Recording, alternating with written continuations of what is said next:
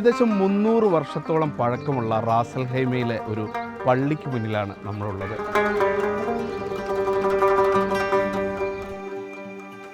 സാധാരണ മലയാളികൾ കല്ലുപള്ളി എന്നൊക്കെയാണ് ഈ പള്ളിയെ വിളിക്കാറ്. റാസൽ ഖൈമയിലെ ആദ്യത്തെ പള്ളിയായിട്ട് കണക്കാക്കുന്നത് ഈ മസ്ജിദാണ്. ഇവിടുത്തെ ഇമാമ് ഒരു മലയാളിയാണ് എന്നുള്ളതാണ് മറ്റൊരു പ്രത്യേകത. നമുക്കെന്തായാലും പള്ളിയെയും ആ ഇമാമിനെയും പരിചയപ്പെടാം.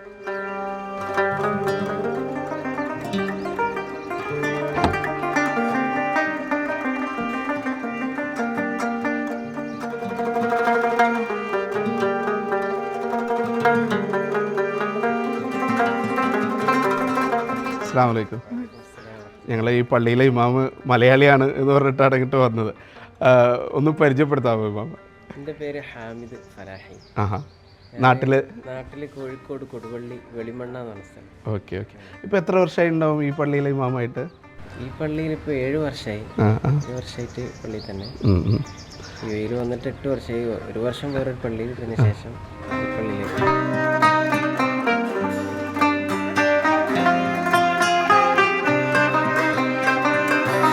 കല്ലുപള്ളി എന്നൊക്കെയാണ് മലയാളികൾ പൊതുവെ ഈ പള്ളിനെ പറയുന്നത്. ഒരു 300 വർഷം പഴക്കമുണ്ടെന്ന് പറയുന്നു. സത്യത്തിൽ എന്താണ് ഈ പള്ളിയുടെ ചരിത്രം? കല്ലുപള്ളി, തൂണുപള്ളി എന്നൊക്കെ പറയുന്നു. പിന്നെ ഓലപ്പള്ളി എന്ന് പറയും. ഇതിൻ്റെ മേലെ ഓല കൊണ്ട് ഇങ്ങോട്ടൊക്കെ നിർമ്മിച്ചതുകൊണ്ട്. പിന്നെ 300 വർഷത്തോളം ഏകദേശം പഴക്കമുണ്ട്. 18-ാം നൂറ്റാണ്ടിൻ്റെ മുമ്പ് നിർമ്മിക്കപ്പെട്ടതാണ് നമ്മുടെ ചരിത്രകാരന്മാരൊക്കെ പറയുന്നത്. ശരിക്കും ആരാണ് നിർമ്മിച്ചത് എന്നൊക്കെയുള്ള വിവരങ്ങളുണ്ടോ? എൻ്റെ ഇവിടുത്തെ ഇപ്പോഴത്തെ രാജാവിൻ്റെ അയാളെ ഉപ്പാൻ്റെ ഉപ്പ വല്യപ്പ നിർമ്മിച്ചതാണ്. Okay okay.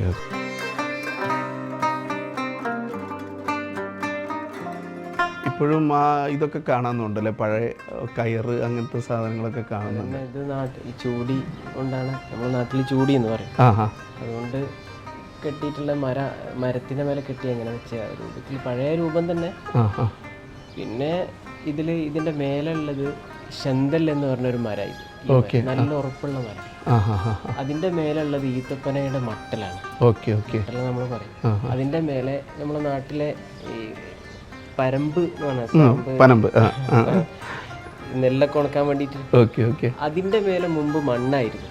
അപ്പൊ പിന്നെ കുറച്ച് വർഷങ്ങൾക്ക് മുമ്പ് ചോർച്ച വന്നപ്പോൾ ഇവര് അതൊക്കെ മാറ്റി പിന്നെ സിമെന്റ് ഇട്ട് അതിന്റെ മേലെ വാട്ടർ പ്രൂഫ് ചെയ്തതാണ്.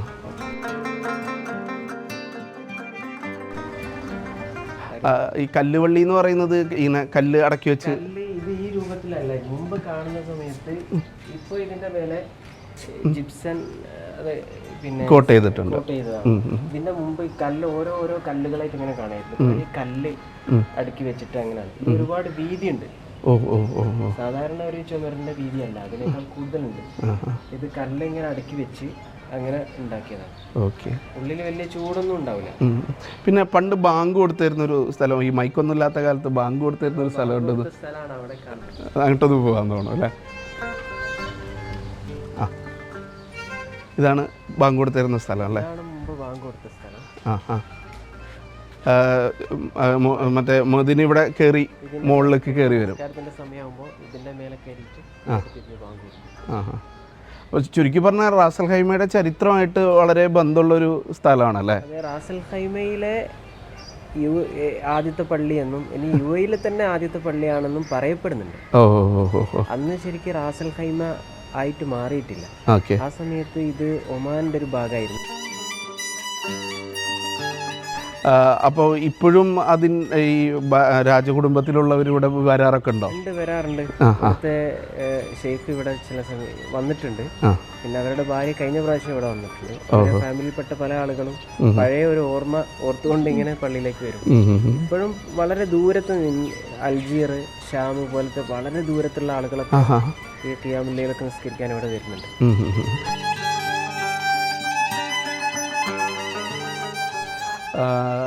നമുക്ക് ഇനി പള്ളിയുടെ ഉള്ളിലൊന്ന് കയറിയിട്ട് കാണാൻ തോന്നല്ലേ?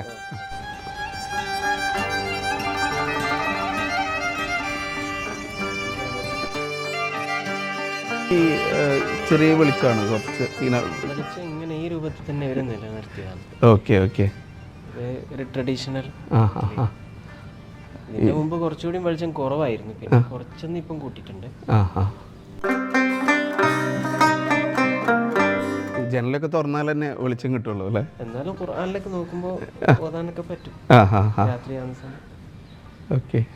മറ്റുള്ള പള്ളികളെ അപേക്ഷിച്ച് തീറ്റി കുറവാണ്. ഇത് രൂപത്തിൽ തന്നെ ഇങ്ങനെ ഇതിന്റെ നിറയെ തൂണുകളാണല്ലേ? തൂണുകൾ 70ഓളം തൂണുകളുണ്ട് ഇതിന്. 70ഓളം. ഇത് തന്നെ നല്ല വലുപ്പുണ്ടായിരുന്നു. കുറച്ച് കട്ട് ചെയ്ത് ചെറുതാക്കിയതാണ്. ആ സമയത്ത് ഇതിന്റെ കല്ലുകൾ ഓരോന്നോരോന്ന് ഇങ്ങനെ കാണുമായിരുന്നു. അതുകൊണ്ടാണ് അന്ന് ആളുകൾ കല്ലുപള്ളി. ഇപ്പൊ 70 തൂണുള്ളതുകൊണ്ട് ആൾക്കാർ തൂണുപള്ളി എന്നും പറഞ്ഞു അല്ലേ?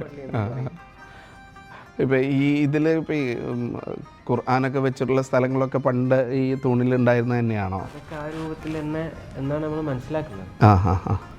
ഇപ്പോൾ ജുമ നടക്കുന്ന പള്ളിയാണോ? അതെ, ജുമാഅത്ത് പള്ളി ആണോ? റാസൽ ഖൈമയിലെ ഏറ്റവും ആദ്യത്തെ ജുമാഅത്ത് പള്ളി ഇതാണ്. അപ്പോൾ മലയാളികളും അറബികളും ഒരുപോലെ സജീവമായിട്ട് ഇപ്പോഴും ഈ പള്ളിയിൽ വരാറുണ്ട്. അതെ അതെ, മലയാളികൾ നല്ലോണം വരുത്തുന്നുണ്ട് ഇവിടെ. മുമ്പ് മലയാളികളുടെ ഒരു സംഗമ സ്ഥലമായിരുന്നു. ഇതിന്റെ മേൽക്കൂര ഇപ്പോഴും അതേ മരവും ഇതൊക്കെ വെച്ച് തന്നെയാണല്ലേ? അതിൽ കേടുള്ള സാധനങ്ങളൊക്കെ ഒഴിവാക്കി വീണ്ടും നല്ല രൂപത്തിൽ അതേ രൂപത്തിൽ തന്നെ ആ സാധനം തന്നെ കൊണ്ട് പല സ്ഥലത്തു നിന്ന് എത്തിച്ചിട്ട് അങ്ങനെ ചെയ്തതാണ്. പിന്നെ കടലിനോട് ചേർന്നിട്ടാണല്ലോ പള്ളി.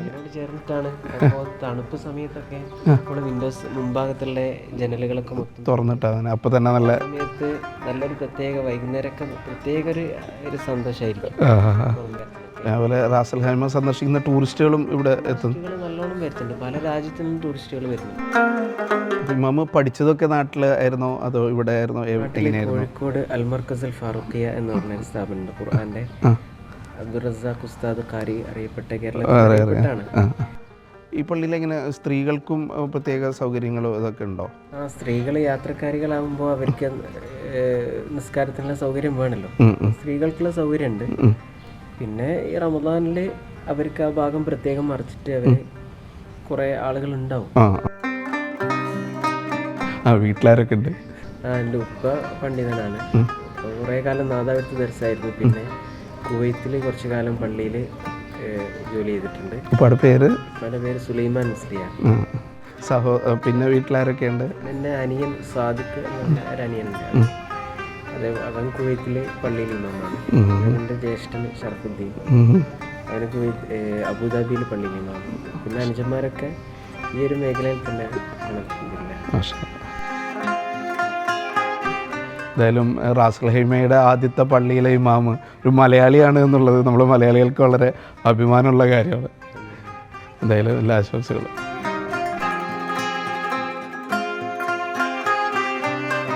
ഈ ആഴ്ചയിലെ വീക്കെൻഡ് അറേബ്യ കാഴ്ചകളോട് അവസാനിക്കുന്നു. ഇനി പെരുന്നാളിൻ്റെ ആഘോഷ ദിവസങ്ങളാണ്. ഈദ് മുബാറക്. അടുത്ത ആഴ്ച കണ്ടുമുട്ടാം.